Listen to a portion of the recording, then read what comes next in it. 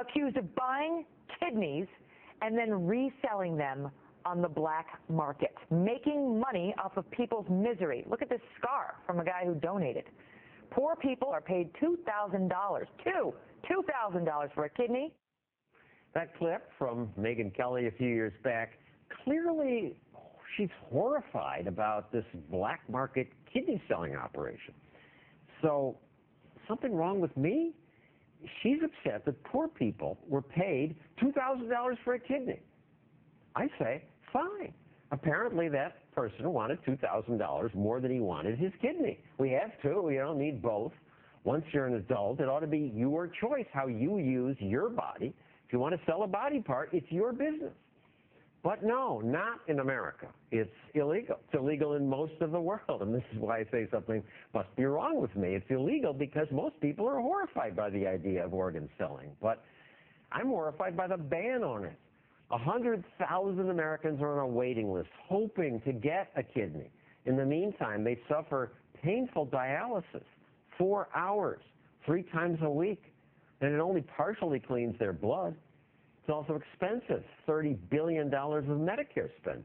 And thousands of Americans die waiting, hoping to get a kidney.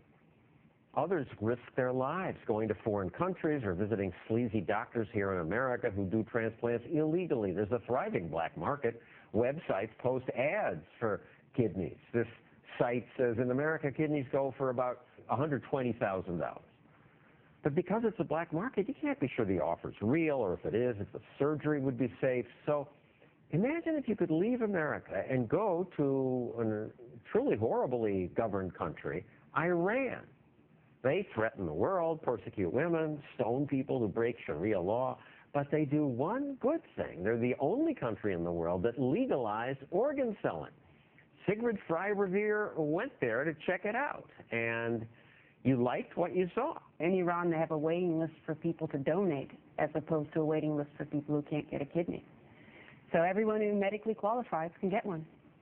I mean, Iran of all places? Exactly. The only country. The only country. And they've been doing it for 25 years. You interviewed people there. You said, well, what if this were illegal? They say, I'd kill for money to do it illegally. It shouldn't be illegal.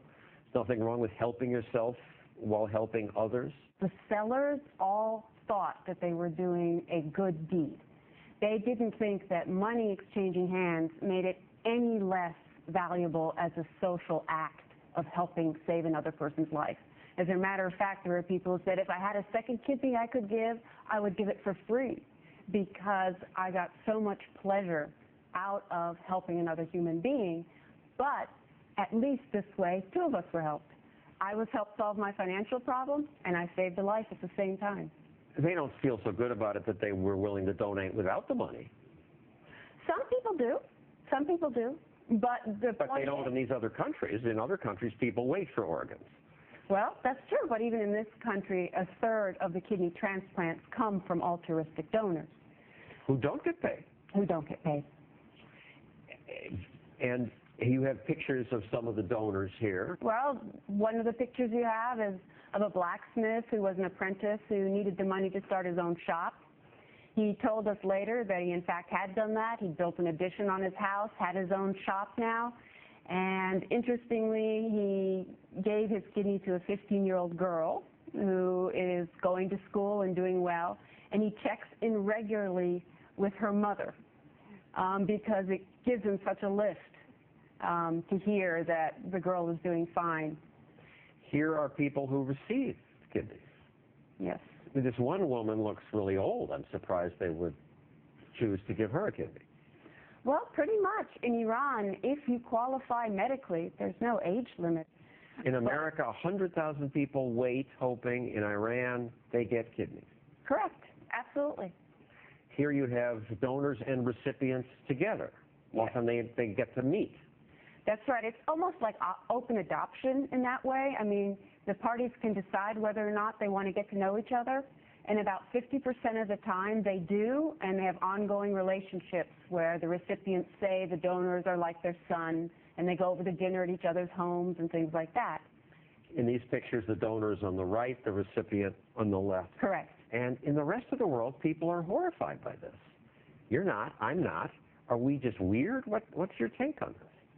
I can't really understand why the whole argument about exploiting the poor, it's so patronizing. Yeah, it's the rich will just take organs from the poor.